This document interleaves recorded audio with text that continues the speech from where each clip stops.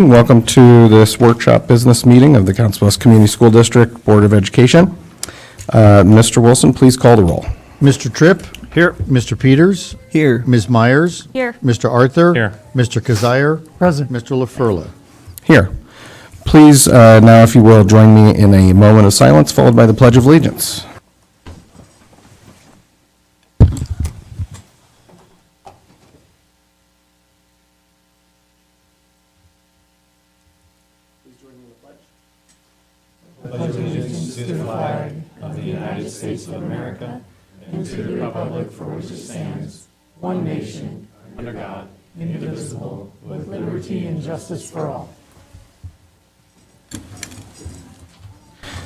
Thank you. Next, we have approval of agenda. Is there a motion? Move approval of our agenda as presented. Thank you. Have a second? Second. Any discussion? All those in favor signify by saying aye. Aye. Opposed? And our agenda has been approved. Next is approval of the minutes from the work session and regular business meetings of October 25th, 2022. Is there a motion? I'll motion the minutes from the work session and regular business meetings of October 25th, 2022 be approved as presented. Second? Thank you. Have a motion and a second. Any discussion? All those in favor signify by saying aye. Aye. Opposed? And the minutes have been approved. Next is public participation. This is an opportunity for members of the public to address the board regarding agenda items or other matters of concern. Did we have anyone request time to speak tonight? Okay. Moving on to the superintendent's report. Dr. Murillo. Thank you, Mr. LaFurla. At this time, I'd like to invite Ms. Ostrowski to the podium. This is our American Education Week recognition. And so I'm so excited for this evening, and it's always great to appreciate the work that we do in education. So, Ms. Ostrowski, the floor is yours. Thank you very much. Well, with American Education Week fast approaching, it begins on Sunday the 13th. We have invited a few special guests here tonight. I'm pleased to first invite to the podium the Honorable Mayor Matt Walsh, Mayor of Council Bluffs. Mayor?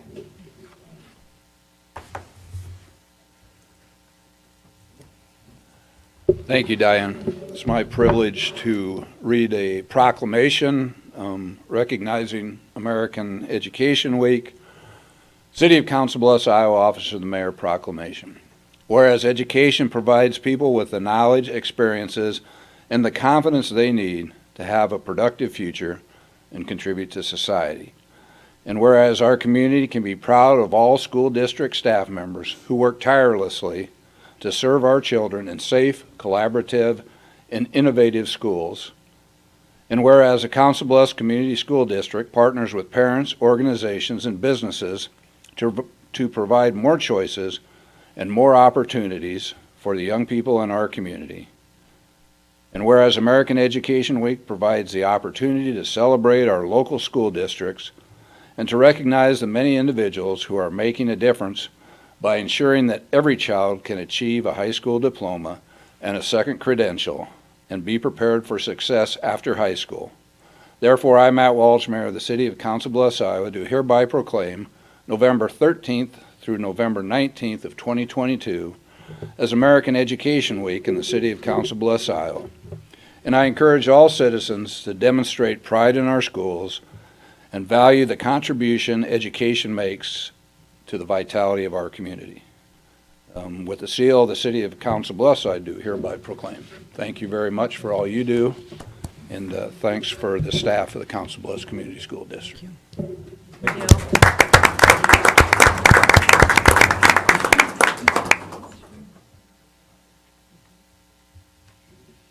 I'm going to invite him to stay so he can be in a picture when we come forward. Okay, thank you, Mayor.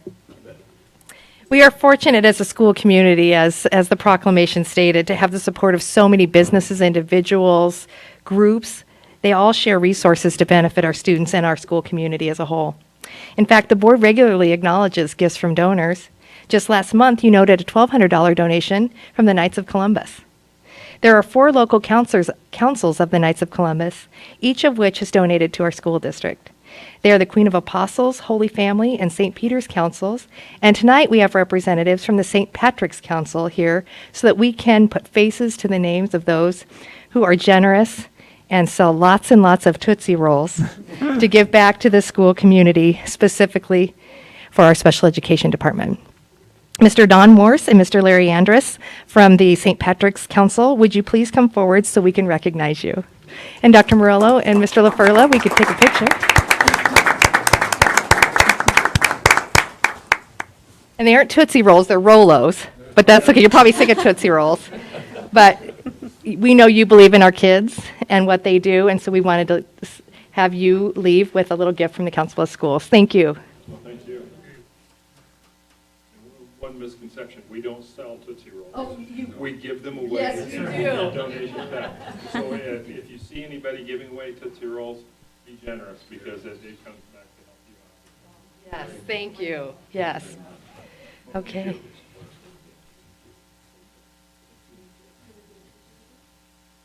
I forewarned them, didn't I?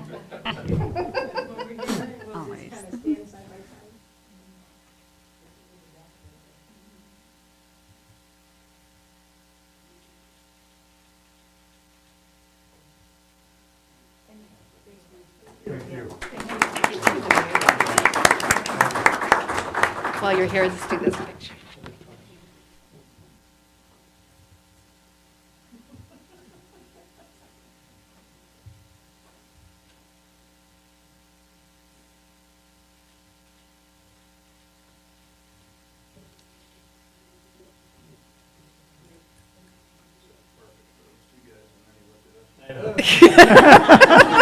It'll do. It'll do. Yes, yeah. Sure. Yeah. I will note that we did invite another council, but their meeting is tonight. So I told them they would be here in spirit, and they agreed. So, okay. The next recognition tonight is our Employees of the Month. And we are so pleased tonight to be recognizing our October standouts, and we are able to recognize them through the generous support of our Council of Schools Foundation, who provides the resources for us to do this recognition. So tonight I'm going to start, if I could please, with Ricardo Escobar from Hoover Elementary School. He's the head custodian, and Ricardo, please join us.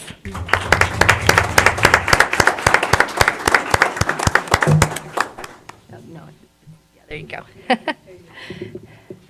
And if you'd please stay there and let us tell a little bit about you, okay? And then we'll take a picture. Well, it's going almost 2 years since I started working with the kids here, and it's been nothing but fun. Hoover, great family, great people to work with, and I couldn't be happier than that. Well, they're happy with you too. So let's share with you a little bit about what they said. Okay? Ricardo always has a bright smile and positive attitude. His warm greetings and care for the families, students, and staff is evident through his words and actions as he creates relationships within the community. He's also a very hard worker and a great manager. Our clean building reflects the pride he has in Hoover. Ricardo is one of the kindest, hardworking people who will drop anything to help. If you have had a conversation with Ricardo, you are forever changed and are better for having known him. We are blessed to have him at Hoover. Congratulations. Thank you. And thanks to his family for being here, as well as Principal Mrs. Amy Anderson. And Mrs. Anderson, would you like to be part of the picture? And Raymond, the supervisor of our custodial team. Let's get a big group photo. And Ricardo's children and grandchildren are here too, and we'll want them in a picture out by the banner too.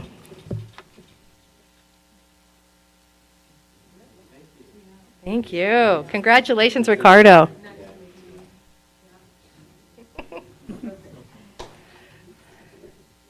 Right. Our licensed staff member of the month for October is Kayla Scheidel. She is the Edison Elementary, one of the kindergarten teachers there. And Kayla, would you please come forward?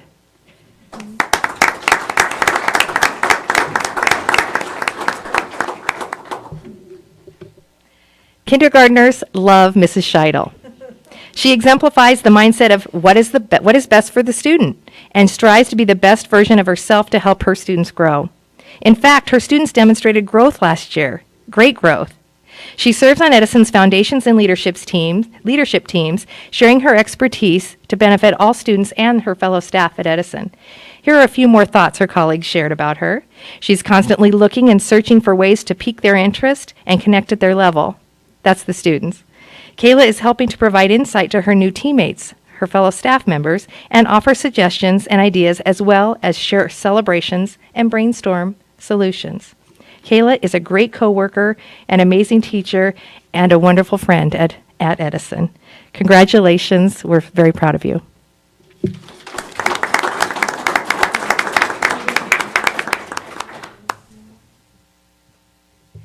And Edison principal Janine Crane is here to celebrate with her, and also Kayla's husband, Matt, who's a member of our district team as well.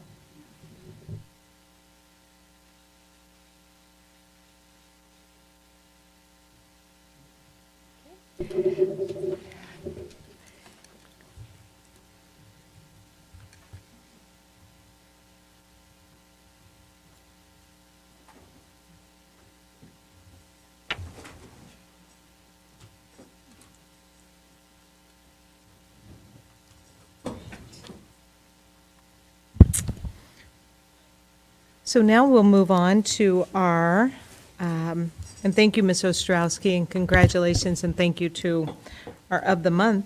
At this time, I'm going to invite Dr. Matthews to join us, and we'll start our student achievement report.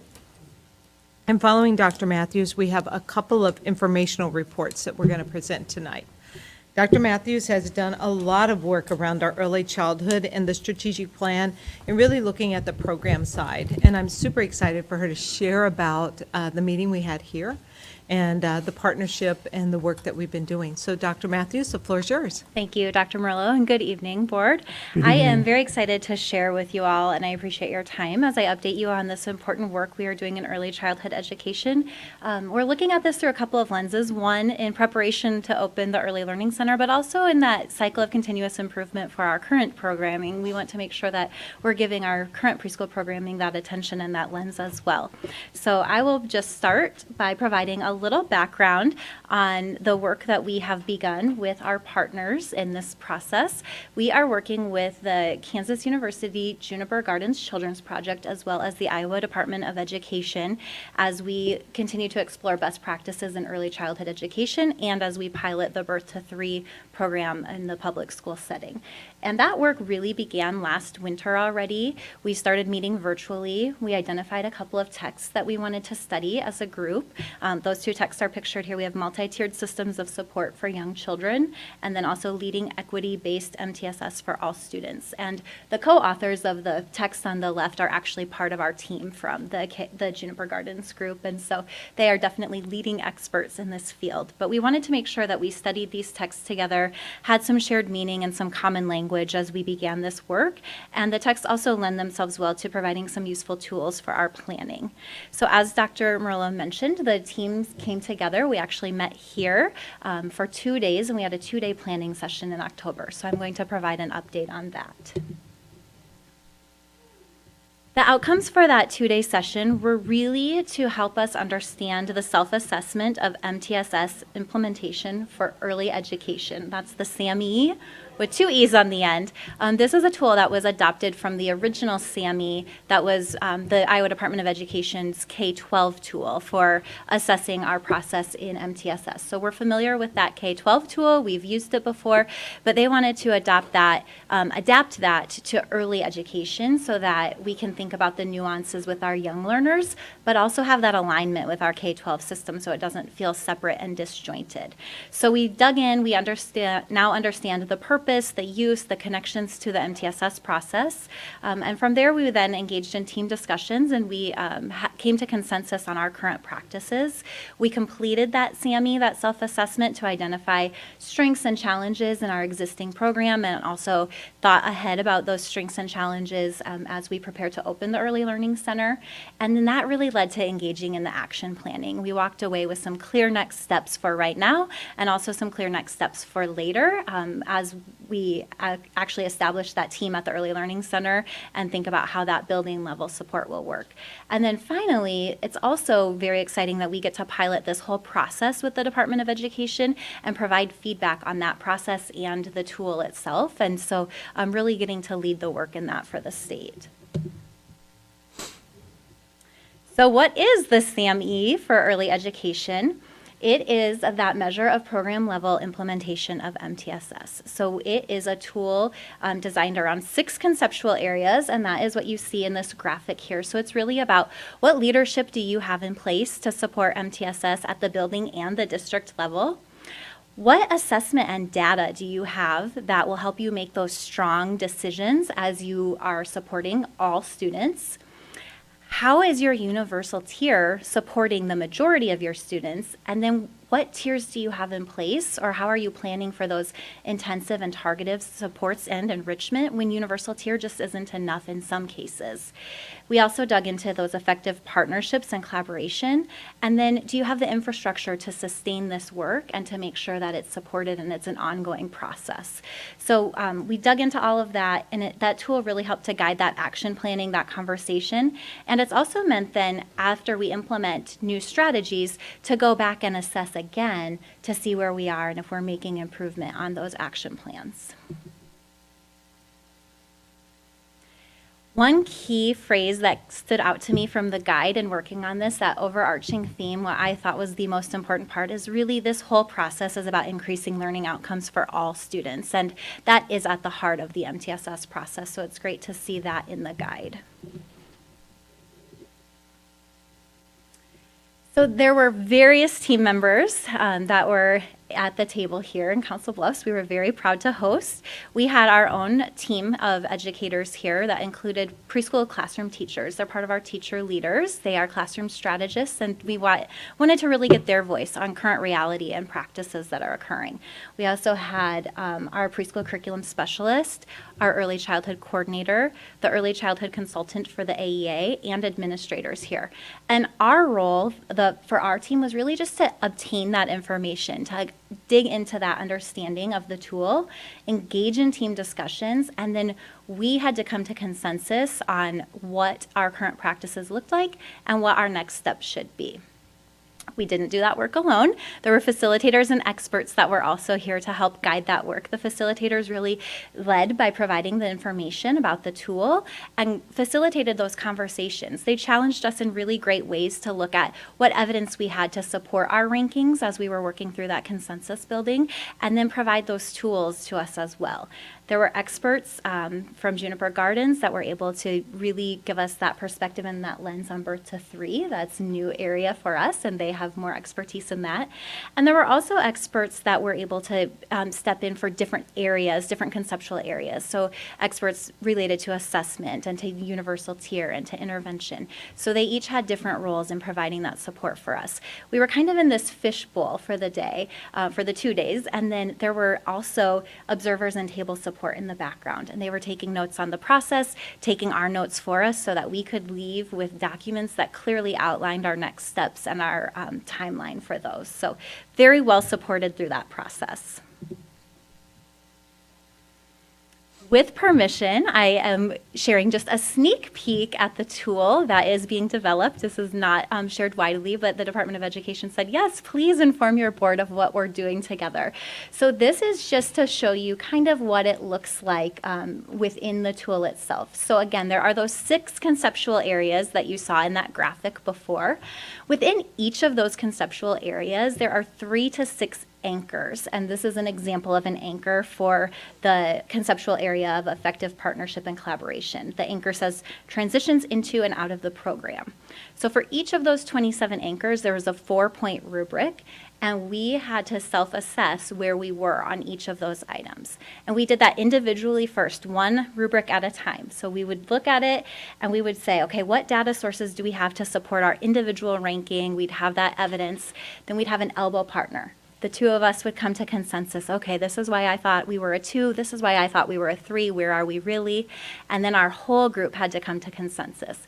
And that really led to just really rich discussions and engagement around our current practices and those opportunities for growth. We know we have some great things happening, but it pushed us to look at, well, do we really have something we can point at to say there's evidence of this, or is it just assumed practice that we know is happening? So that was just a great exercise. We did that with all 27 of these anchors, and it led us to some very rich action steps.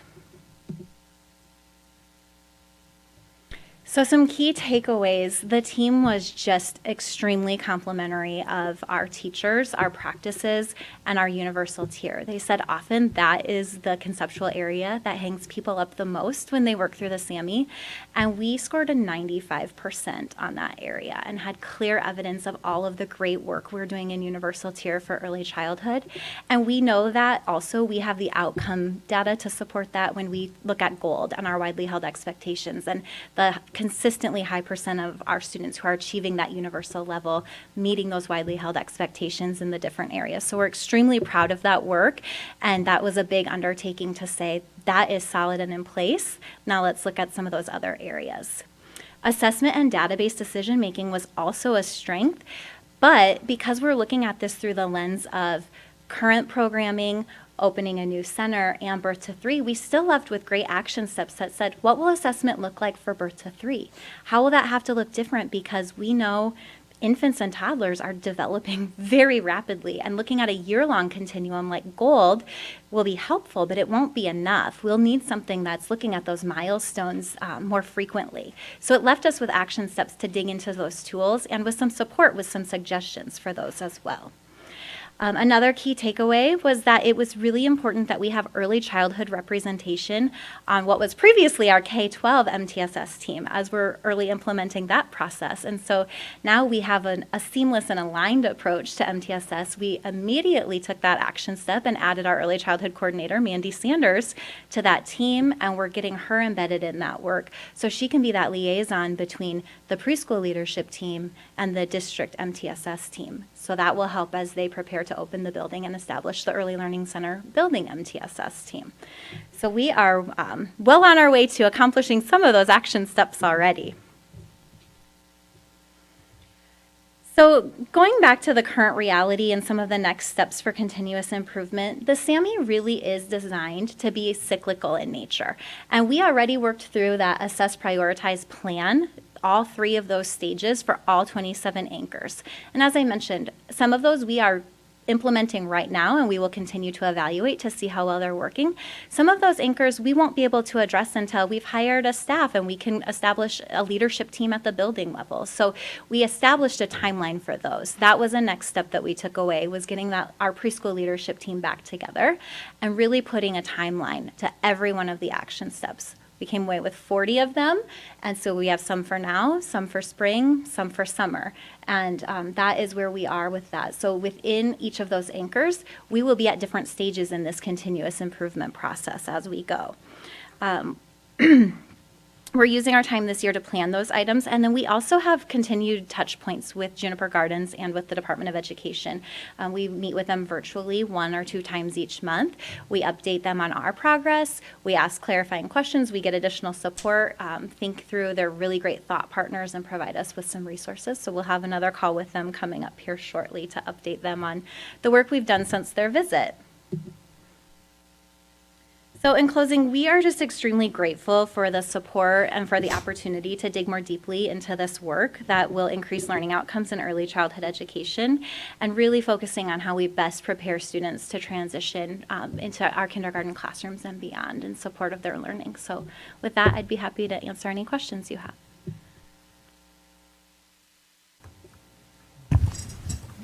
So is the Department of Education, are they trying to revamp or just change how they do the early access program with their intervention services, or is it what's their hoped outcome out of this and with us in Waterloo? So it is not my belief that they intend to change early access. That is certainly one of our partners when we looked at that conceptual area, and we will continue to partner with early access as we look at the birth to 3 programming. But we know that for some families, that program, it's at home, it's more visitation based, suits their needs. And so I don't think it's a replacement, but it's certainly a partnership.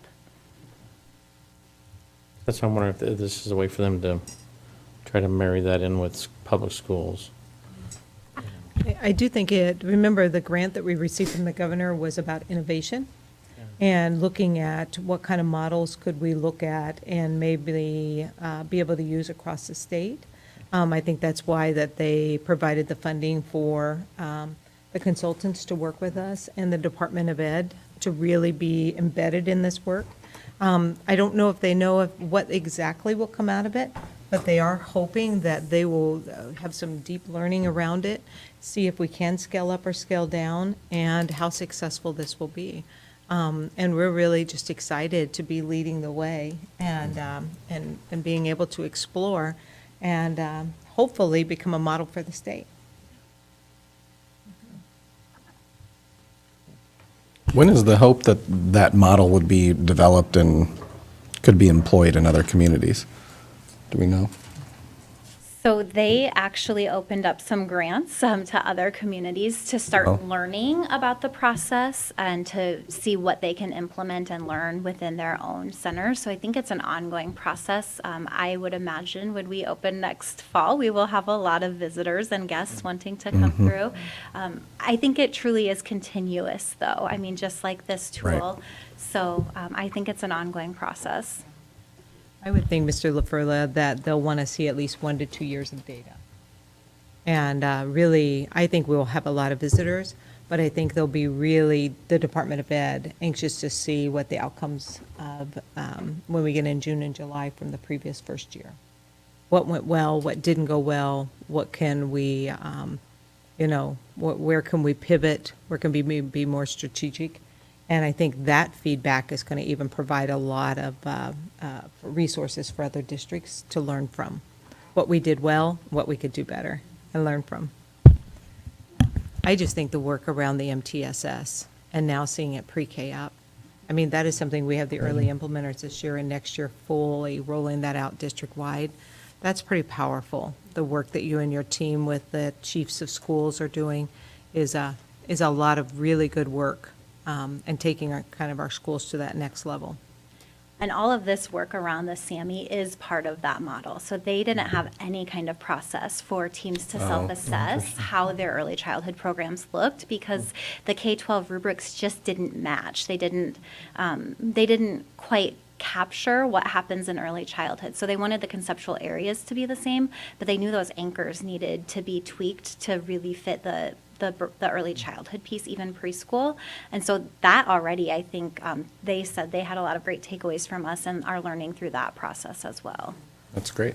Yeah, and I'd also say, I'm thinking about Mr. Hamilton and the area he oversees, now seeing that work, and where will he be able to plug in and support the pre-K also? And that work is going to be really, really helpful to just watch it all come together.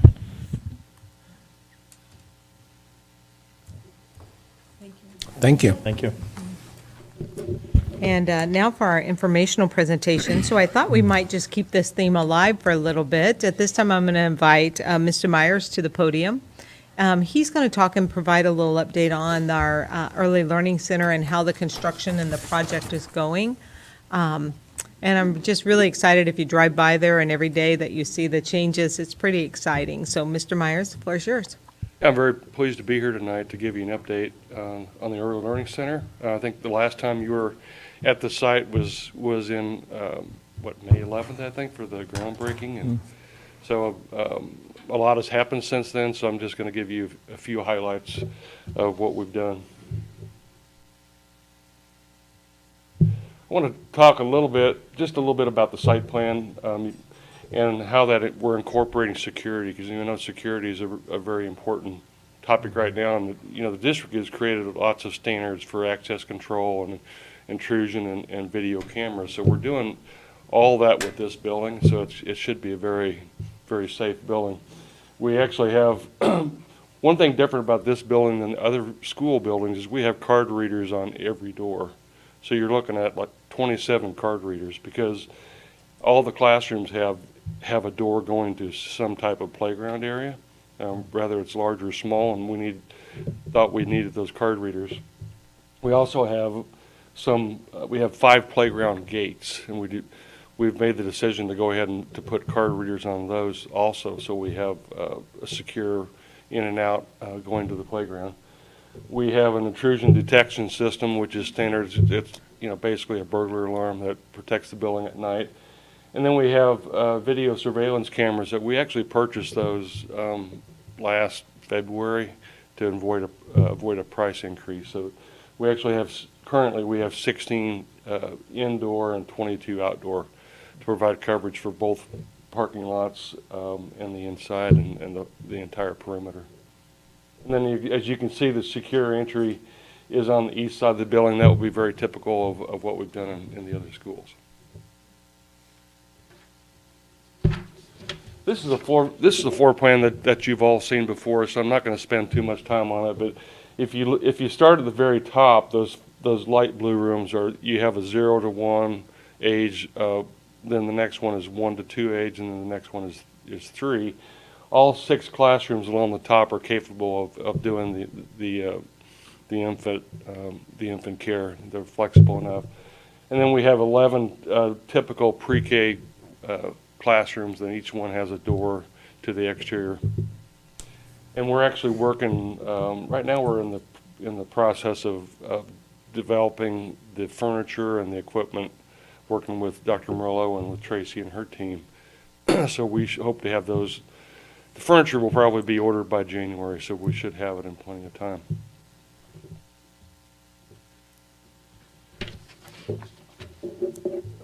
I just wanted to show a few construction photos. I mean, this is a steel frame building, so you can see the steel frame going up. Currently, John, you can just keep scrolling through.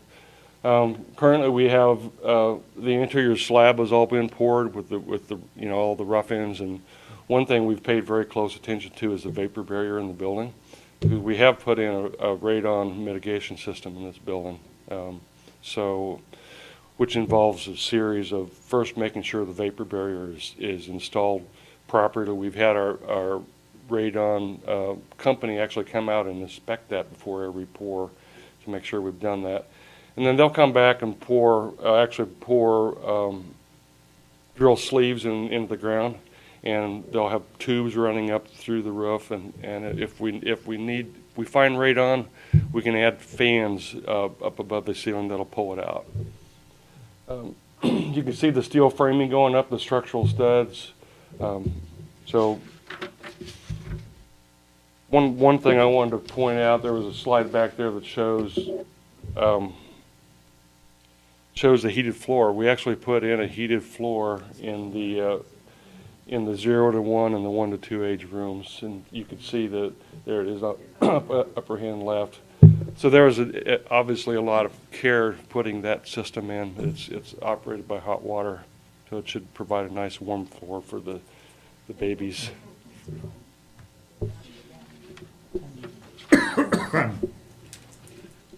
This photo here, if you look, well, never mind. John, Go back it's this one, photo. John. There you go.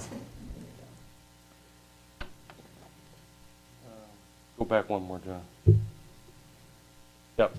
I just wanted to point out, this is the out, it's kind of hard to visualize, but this is the outdoor play area as you go out of the large motor skills room. That is a frame for a large Overhead door.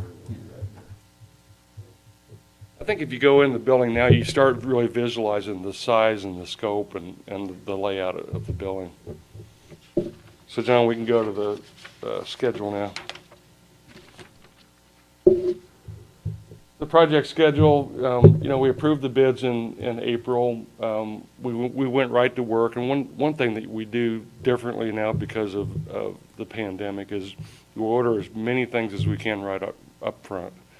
And the contractors are getting used to doing that. We basically store it. We get verification that they've received it, and then we pay them for it, but we've ordered every single thing that we possibly can far in advance. The construction period ran from April, and it should be completed at the end of June next year, with occupancy in July. Some of the key things, the milestones that we're working on is we're trying to get this building enclosed for winter. We have a target of starting drywall in mid-January. So to facilitate that, right now we're putting on the metal framing, the exterior skin, the brick, and then the roof is scheduled to be done in December and early January. That'll allow us to start the drywall.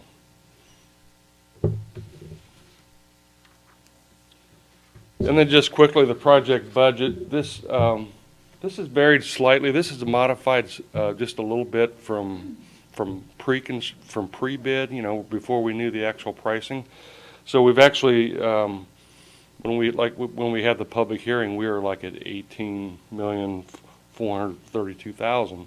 We're down to 17,600 with all the components. And the good thing so far is that we've allowed some pretty healthy contingencies. They're probably not unusual for construction standards, but we're actually running ahead of a surplus on contingency right now of about $46,000.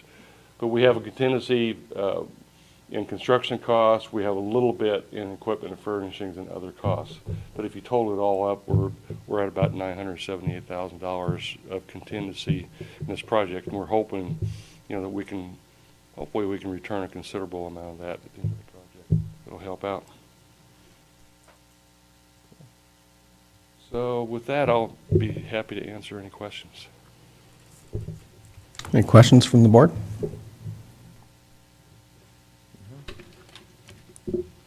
Costs seem to be pretty on budget right now. Yes.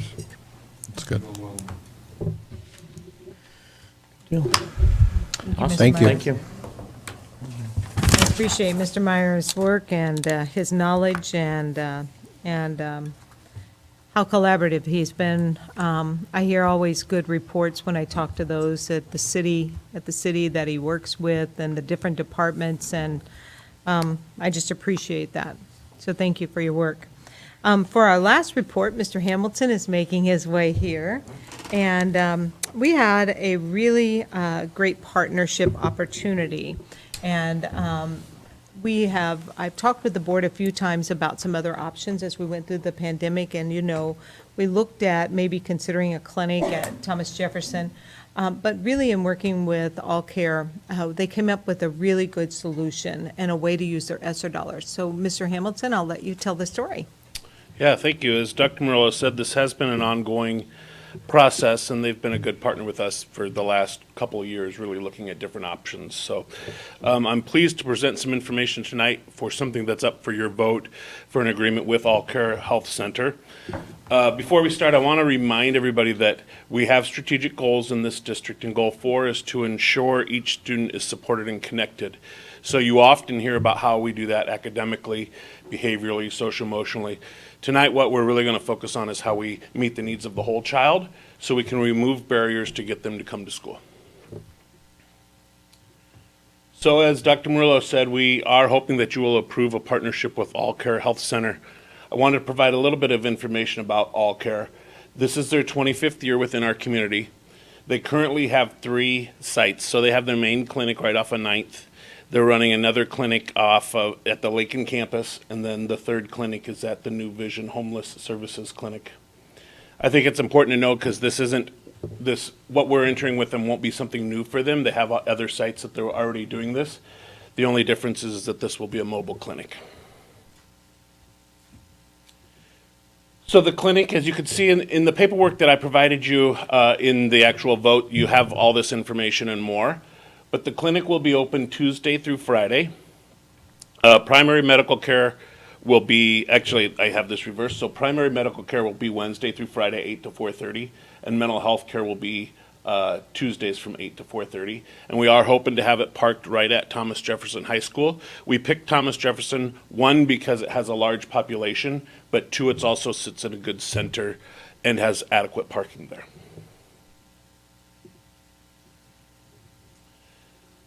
Want to let you know who's going to have access to the clinic. Students are able to go to the clinic with a parent or with parent consent. So students will not just be able to leave the classroom and walk out to the clinic. They'll have to have parent consent. They'll also have to have an appointment. Staff members are welcome to go to the clinic as well as community members. The important piece to know is appointments are needed. So we're going to know ahead of time who's coming to that clinic. And since it isn't inside of Thomas Jefferson, we aren't necessarily worried about people coming into Thomas Jefferson. With that appointment, one of the things that we had talked about was how do we get kids or staff members or parents, whoever needs it, right away. So we've developed a way that we are going to be able, our health staff is going to be able to refer to the clinic, so they'll be able to call directly, or all of our health staff members, so that includes our nurses and our health associates in all of our buildings, will have direct access to schedule an appointment for somebody.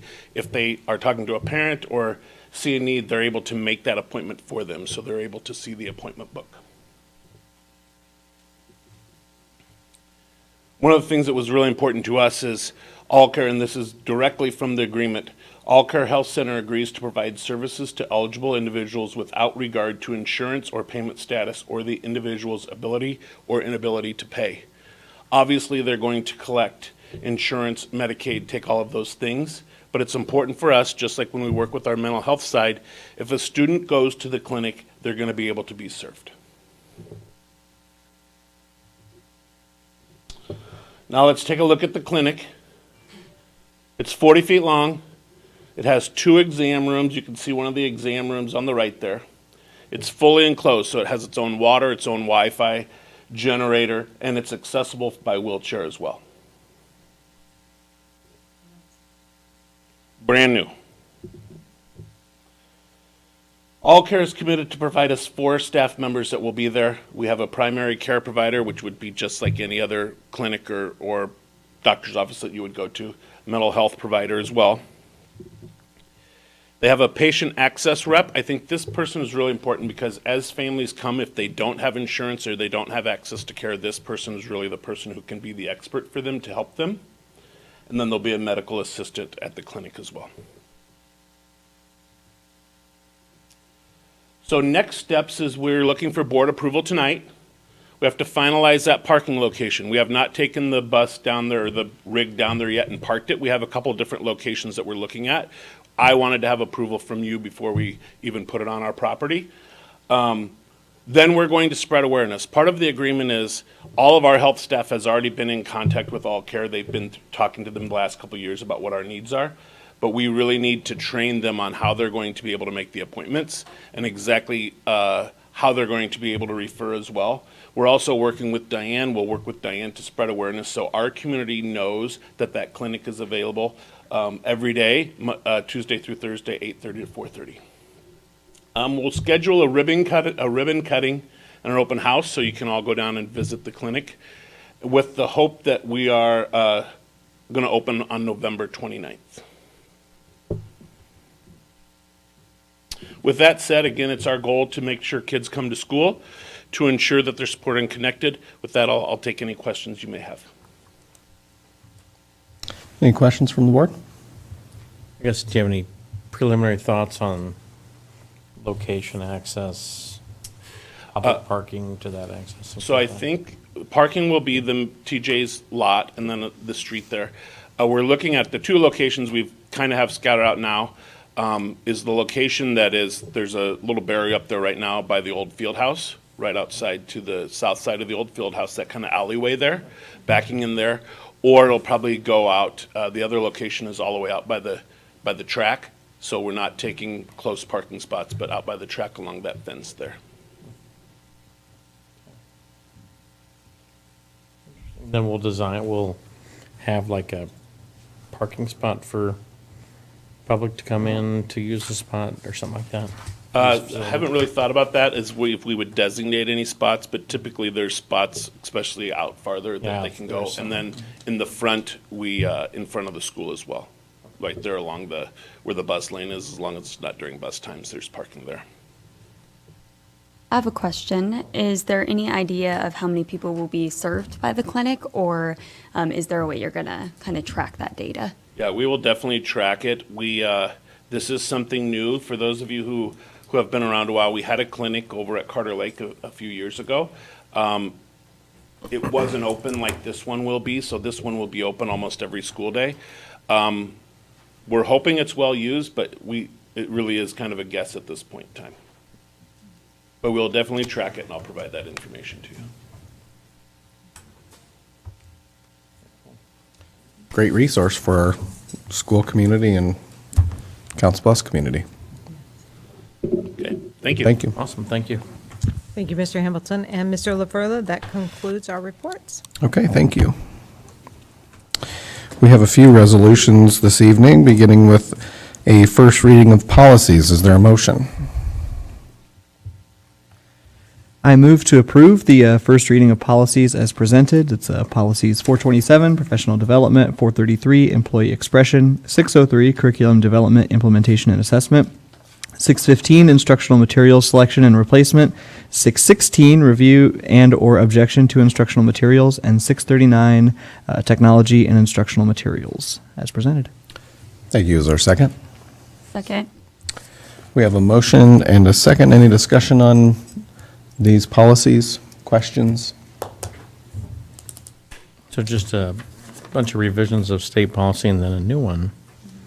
That's interesting on exploring ways to utilize multimedia. That's interesting that that's there.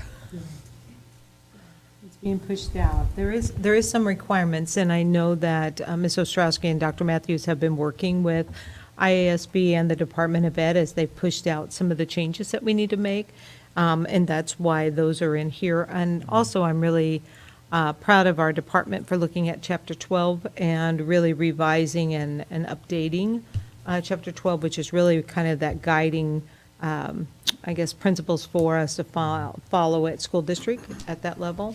So, yeah, a lot of good work here, and I believe how many of these policies that they were asking that we did make revisions to? Is it all of this set?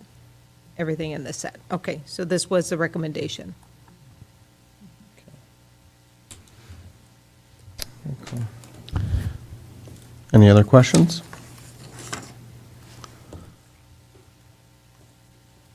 Mr. Wilson, please call the roll. Mr. Peters? Yes. Ms. Myers? Yes. Mr. Tripp? Yes. Mr. Arthur? Yes. Mr. Kazire? Yes. Mr. LaFurla? Yes. And the first reading of policies has been approved. These will come back to the board after a second reading. Next is approval of the Abraham Lincoln High School marquee replacement. Is there a motion? I'll motion the board approve the purchase of the replacement of AL High School marquee with a Daktronics model GS6X-90X 270-8-RGB for all you techie people out there. Thank you. Is there a second? Second. Any discussion on this? Or So does that need to include who's getting the bid? Yes. Dollar amount? I feel like that's missing. The dollar amount, the $38,000. I mean, like as far as for the public. I'm not tracking. Like in the motion, do we need to Oh. put down there that's for 38. awarded to American Lift and Sign Service 438? Yes. 215. What do you think, Dave? Should. Yeah. Should be in the So motion. Can I make a friendly Yep. that'd be- friendly amendment there to either change that or add that this is awarded to American Lift and Sign Service for $38,215. Thank you, Mr. Arthur. And we can just vote on that amendment Yeah, as as long is. as the motioner and the second agree that Agreed. this is just a friendly a change to the motion. Okay. And Thank you, Troy. no need to vote on the amendment. Okay. Any other discussion on this? Out of curiosity, did I miss what's the age of the marquee? John, do you know how old it is? I know that it's old. Okay. The 2005, 2006. It really, we have, John has done a fabulous job trying to get it to limp along, and finally he came in and said, To a point. it can't, so, that's why we moved forward with it. And I think we're too watching Thomas Jefferson's also. He's concerned with that one too.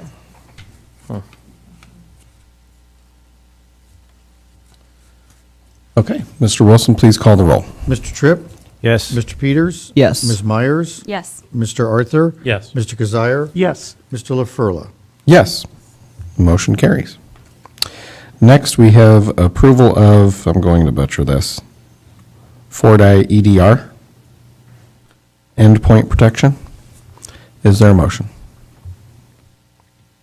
I'll move that the board approves the Fort IEDR ransomware PC client protection for the term of 3 years. Second. Thank you. I have a motion and a second. Any conversation that we'd like to have on this item? Yeah, maybe just share. John, will you come up and talk a little bit about this? And I know what I believe it is, but I'll let you, since you are the owner of this board item. Thank you. The EDR client protection is kind of a last level to stop any ransomware executing on our devices, our PCs particularly, and on our servers. So if something happens to get through Google Protections, happens to get through our firewall, this particular client will stop that ransomware from executing. And typically what happens, if you've had ransomware execute, you bring this client in and this particular product, and it'll help eradicate it as well. And sorry, and this is separate from our backup process that's through Google as well. Absolutely. This is separate. Okay. Yeah, no, oh, go ahead. I was going to say, this is geared more towards our PCs and our servers. A lot of our tools are geared towards Chromebooks. You know, and I asked the question of John, why do we have PCs still? And Mr. Stiles tells me, There's still legacy software, and there's still some programs that require a PC. Thank you. Any other questions? Mr. Wilson, please call the roll. Mr. Arthur? Yes. Mr. Peters? Yes. Ms. Myers? Yes. Mr. Tripp? Yes. Mr. Kazire? Yes. Mr. LaFurla? Yes, and the motion has been approved. And next we have renewal of a printer lease with Visual Edge IT. Is there a motion? I'll motion we approve the renewal of the Visual Edge IT printer lease for the duration of 63 months. Second. And should we also include who the lease is with and the cost of that lease? Yeah. Oh, I can't get it now. Well, it's with Visual Edge, isn't it? It is with Visual Edge. I just can't pull up the cost. $623,556.36. Is there a second? Or did we already have a second? Okay. And any discussion, conversation on this item? I do like the fact that this keeps going down in price. I think I remember way back in the day when we had first got this, and the cost of printing was just amazing. So I'm glad that there's continual savings in this. Oh, I'm sorry. Yeah. Troy, do you want us to Yeah, share that? $2,058 per month savings. I can't remember back in the day how much we spent, but it was like we saved $4,000 or $5,000 to get to where we were, and it's gone down. I mean, just every year it's as much as we produce. It's a good deal. Any other questions? Mr. Wilson, please call the roll. Mr. Tripp? Yes. Mr. Arthur? Yes. Ms. Myers? Yes. Mr. Peters? Yes. Mr. Kazire? Yes. Mr. LaFurla? Yes, the motion carries. And finally, we have approval of our consent agenda, which includes an MOU with All Care for the mobile health clinic, which we learned about earlier, personnel action, and claims accounts. Is there a motion? Yeah, I can move approval of the consent agenda. Thank you. Is there a second? Second. Any discussion? Mr. Wilson, please call the roll. Mr. Arthur? Yes. Mr. Tripp? Yes. Ms. Myers? Yes. Mr. Peters? Yes. Mr. Kazire? Yes. Mr. LaFurla? Yes, and the consent agenda has been approved. That concludes our business this evening. Before we adjourn, I just want to mention that next week, many of the board members and Dr. Murillo and cabinet members will be attending the Iowa Association of School Boards Convention in Des Moines. Always a good convention and a place for us all to take part in some professional learning, and looking forward to that. So we are adjourned.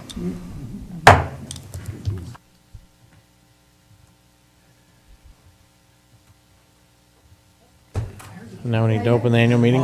Annual meeting. Forgot about that. Shucks. Yep.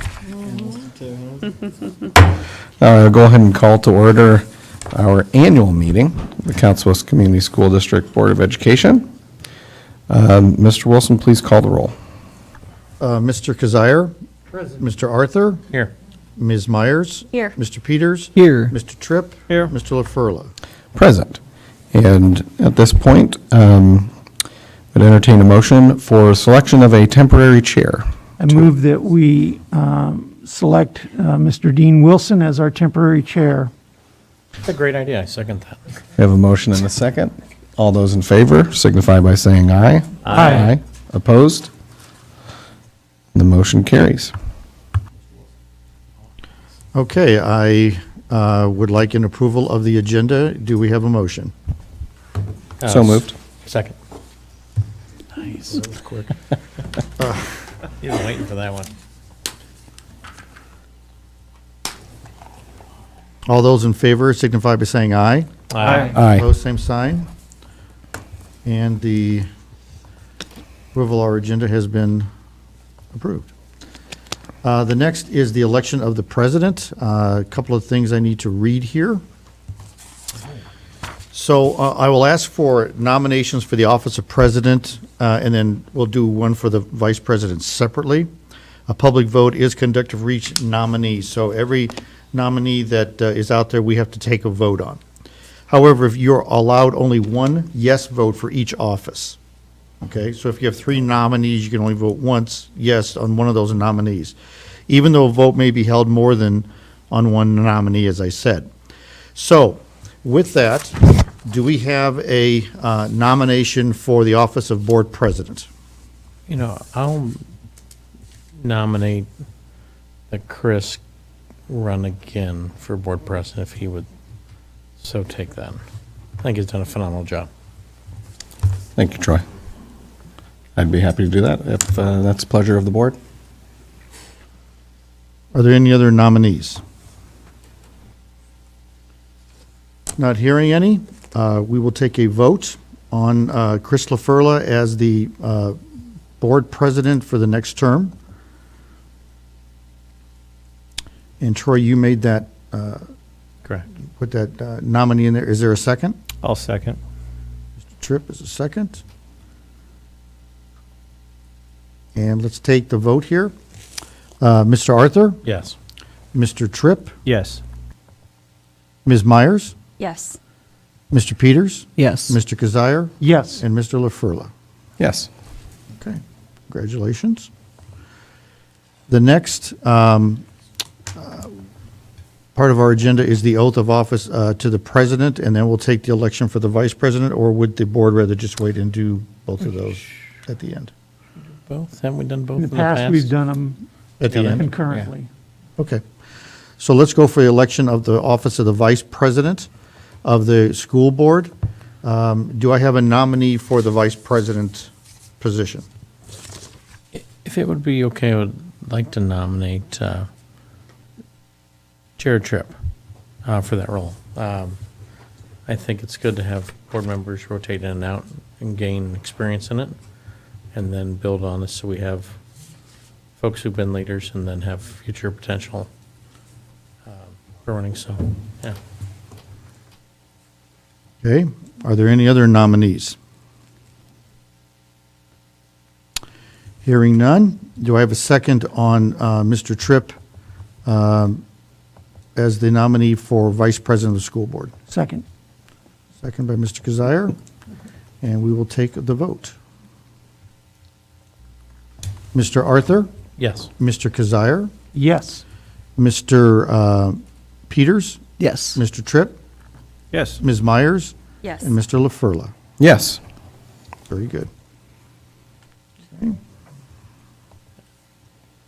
So the next process is to administer the oath for the president and the vice president of the school board. Are you going to have, do you want me to do that? Do you want? Okay. You're taking pictures, okay, so. Heck, no. You think? Oh, okay.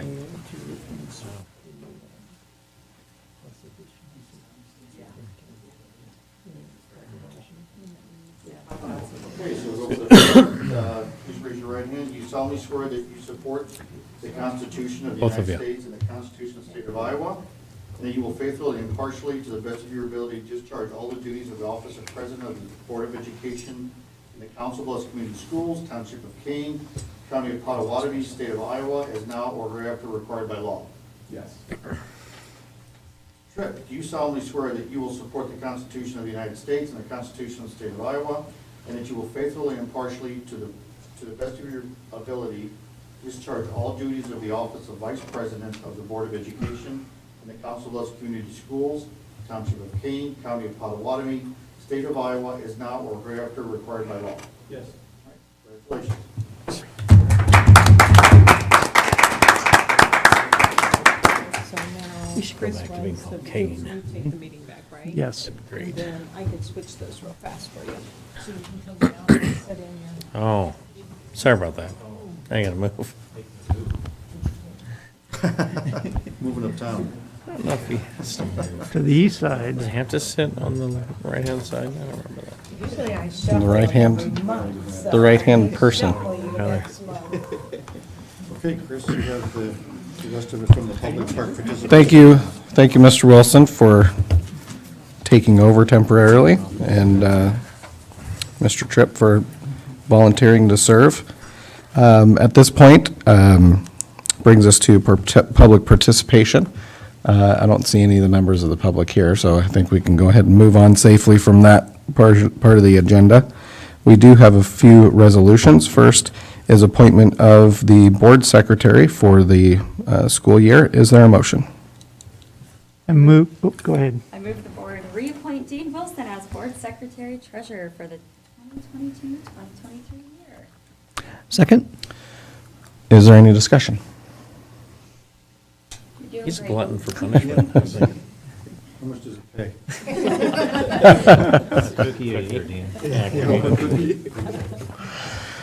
Thank you, Mr. Wilson. Go ahead and please call the roll. Ms. Myers? Mr. Peters? Yes. Mr. Tripp? Yes. Mr. Arthur? Yes. Mr. Kazire? Yes. Mr. LaFurla? Yes.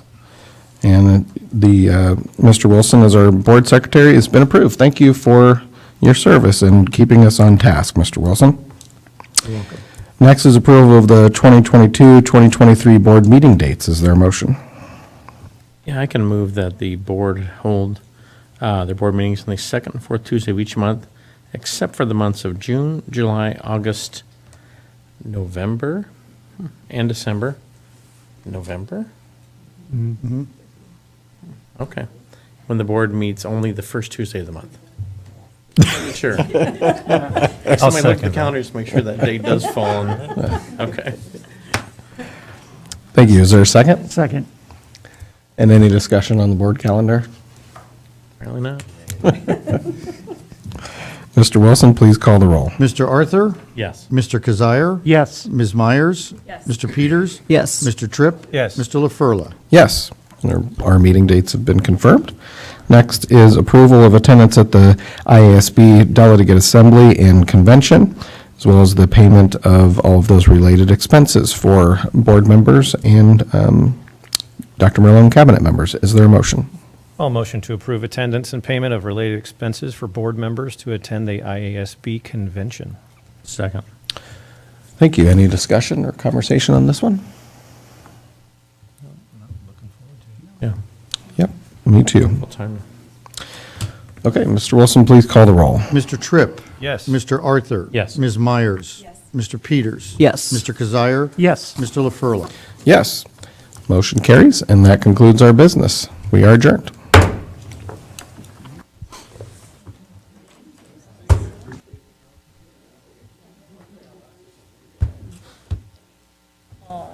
my goodness, he's already moving around. Look at that.